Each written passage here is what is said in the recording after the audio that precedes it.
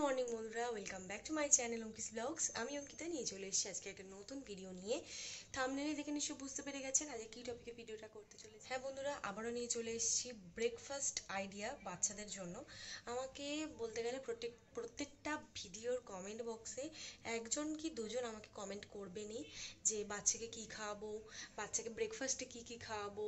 আবার একজন তো বলেইছেন যে এক সপ্তাহ ডিনার রেসিপি, এক সপ্তাহ ব্রেকফাস্ট রেসিপি, এক সপ্তাহ লাঞ্চ রেসিপি আপনাদের সাথে শেয়ার করতে। তো সত্যি কথা মন থেকে বলছি, আমার এই রকম টপিকের ভিডিও আপনাদের পছন্দ হয়, আপনারা আমার কাছ থেকে জানতে চান, আমার ভীষণই ভালো লাগে। তো অনেকে ভাবেন যে আমি বাচ্চাদের ডক্টর কিনা। আমি একদমই বাচ্চাদের ডক্টর না, আমি একদম সাধারণ একজন হাউসওয়াইফ কাম মম। তো আমি কি বলুন তো, মানে আমার মামামের জন্য ইউটিউব থেকে অনেক কিছু রিসার্চ করি, আর নিজেরও মাথা খাটিয়ে খাটিয়ে অনেক কিছু জিনিস ঘুরিয়ে ফিরিয়ে রান্না করার চেষ্টা করি যাতে বাচ্চারা বোর না হয়ে যায়। তো আমার মেয়েকে দেখেছি ছোটোবেলা থেকে খুব চুজি, আর এখন সমস্ত বাচ্চারা চুজি হয়।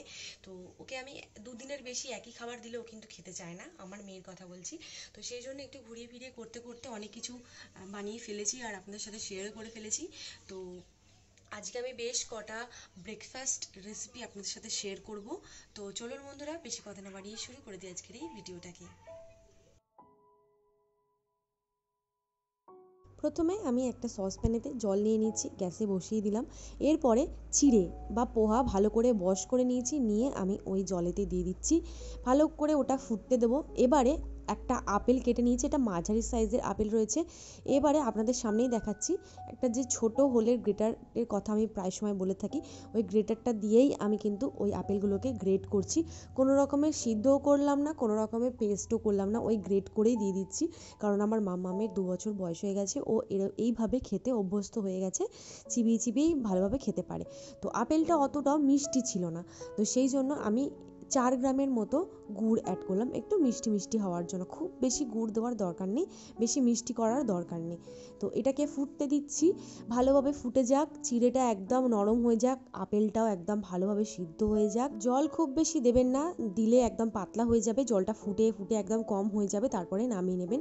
দেখুন ঠিক এরকম হবে কনসিস্টেন্সি। তো এটা ঠান্ডা হয়ে গেলে তারপরে বাটিতে ট্রান্সফার করে নেবো, আর তারপরে হিয়াকে খাওয়াবো।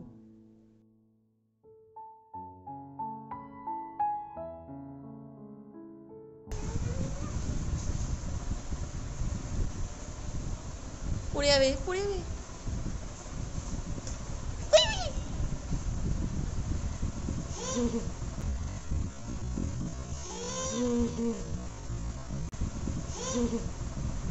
চলো, পরের রেসিপিটা একদমই ইজি, আর হচ্ছে একদম পেট ঠান্ডা করার জন্য একদম মোক্ষম ব্রেকফাস্ট বলতে পারেন। তো মিক্সারেতে একটা কলা নিয়ে নিচ্ছি, আমি একটাই কলা নিচ্ছি, আপনারা চাইলে দুটো নিতে পারেন। তো কলাটাকে আমি ছুরি দিয়ে একটু টুকরো টুকরো করে কেটে দিচ্ছি যাতে একটু ভালোভাবে ব্লেন্ডটা হয়। আর এতে আমি অ্যাড করছি মুড়ি আর ছোলা ভাজা সেরেল্যাক, কিছুই না, জাস্ট আমি কিনে মিক্সারেতে পাউডার করে চেলে নিয়ে এটা কন্টেনারে স্টোর করে রেখে দিচ্ছি। আর দিচ্ছি একটু মিষ্টি হওয়ার জন্য গুড়, দিতেও পারেন নাও দিতে পারেন।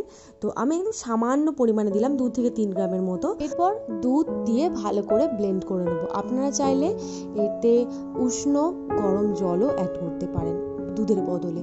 তো দুধটা অবশ্যই পরিমাণ মতন দেবেন। একটু ব্লেন্ড করে নিয়ে তারপরে বাটিতে ট্রান্সফার করে দেবো। খুব বেশি পিউরি করার দরকার নেই, একদম হালকা করে একটু ঘুরিয়ে নেবেন যাতে কলাগুলো একটু ম্যাশ হয়ে যায় আর একটু স্মুদি টাইপের হয়ে যায়, আর চামচ দিয়ে খাওয়াতে খুব সুবিধা হয়।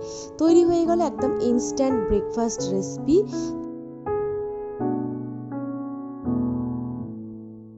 নেক্সট রেসিপিটা একটু ইউনিক।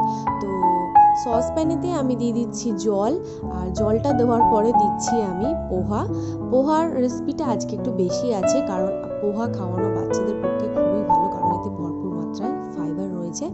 তো এরপরে আমি একটা আম কেটে নিয়েছি, আমের আটিটা বাদ দিয়ে বাদ বাকিটা দিয়ে দিচ্ছি, আর আমের সাথে দিয়ে দিচ্ছি একটা কাজু আর দুটো আলমন্ড। এই আলমন্ড কাজু একটু ভিজিয়েও রেখেও ব্লেন্ড করতে পারেন, নাও বা করতে পারেন।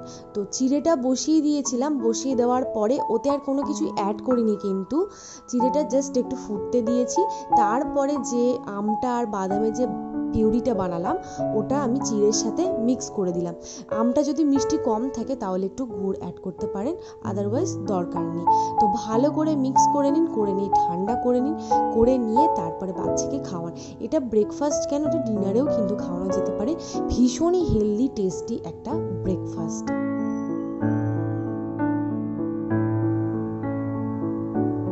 এরপর রেসিপিতে আমি সসপ্যানেতে দিয়ে দিচ্ছি ঘি। আপনারা দেখবেন হয়তো প্রত্যেকটা ভিডিওতে আমি সসপ্যান ব্যবহার করি, কারণ আমার কাছে সসপ্যানে ওর খাবার বানাতে খুব সুবিধা হয়, কড়া টড়া লাগে না, অত বড় জিনিস সসপ্যানটা ছোটো মতো খুব সুবিধা হয়। তো ঘিটা মেল্ট হয়ে যাওয়ার পরে দিয়ে দিচ্ছি একটা এলাচ ফাটিয়ে, খুব সুন্দর গন্ধ হওয়ার জন্য।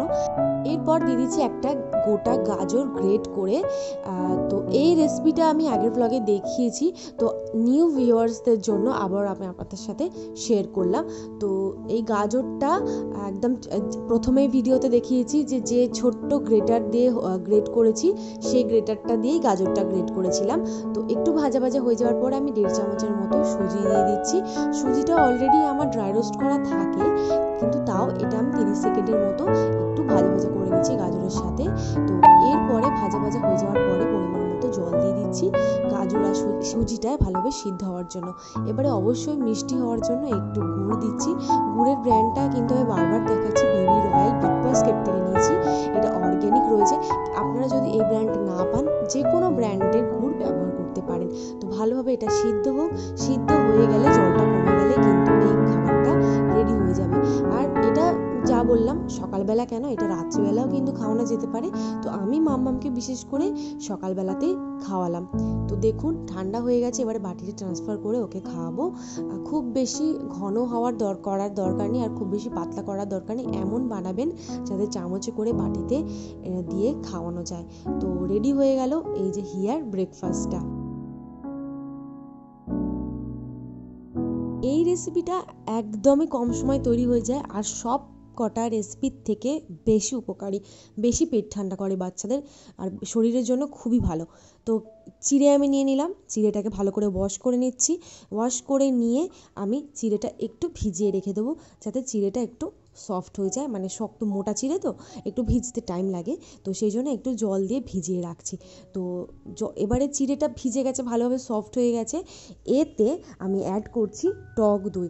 টক দইটা আমি 2 চামচ পরিমাণে নিচ্ছি। একটু মিষ্টির দোকানে খাঁটি দই হলে খুব ভালো হয়, কোনো প্যাকেটের আমুল দই হেনা তেনা দই ব্যবহার করবেন না।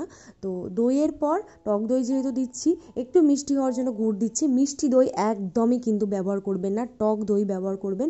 তো এবারে ওই দই আর গুড়টা ভালো করে চিড়ের সাথে মিক্স করে নিলাম। নেওয়ার পরে আমি একটুখানি ব্লেন্ডারে হালকা করে একটু ঘুরিয়ে নেব।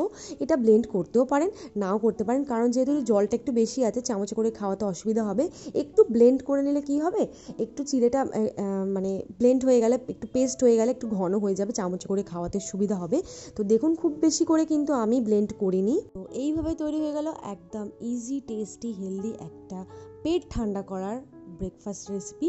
তো এটা অবশ্যই কিন্তু বাচ্চাকে খাইয়ে দেখবেন। তো বন্ধুরা, ভিডিওটা আমি এখানেই শেষ করছি। আশা করছি সমস্ত রেসিপিগুলো আপনাদের মানে ভালো লেগেছে। যদি ভালো লাগে বা কোন রেসিপিটা সবথেকে বেশি উপকার মনে হলো, অবশ্যই কিন্তু সবগুলো একবার করে ট্রাই করে দেখবেন। দেখুন কীরকম কী লাগে। বাচ্চার তো বলা যায় না, এটা আপনি যেটা ভাববেন ভালো লাগবে না, ওর হয়তো ভালো লেগে যেতে পারে। তো আমার মাম্মামকে যে কটা আপনাদের সাথে শেয়ার করলাম, আমার মাম্মামের কিন্তু সমস্ত কটাই ভালো লাগে। তো সবগুলোই আমি কিন্তু খাওয়াই, এই নয় যে আমি একবার খাইয়েছি আপনাদের সাথে শেয়ার করছি। আমি প্রায় সময় ঘুরিয়ে ফিরিয়ে সমস্ত কিছু খাইয়ে থাকি। তো যাই হোক বন্ধুরা, ভিডিওটা এখানেই শেষ করছি। আশা করছি আপনাদের ভালো লেগেছে। যদি ভিডিওটা ভালো লাগে অবশ্যই কিন্তু লাইক করে দেবেন, কমেন্টে জানাবেন যে কেমন লাগলো। আর আমাদের চ্যানেলটাকে প্লিজ সাবস্ক্রাইব করে দিতে ভুলবেন না, পাশে থাকা বেল বাটনটাকেও প্রেস করে দিতে ভুলবেন না। ফিরবো নতুন ভিডিও নিয়ে। ভালো থাকবেন, সুস্থ থাকবেন আর সচেতন থাকবেন। ধন্যবাদ।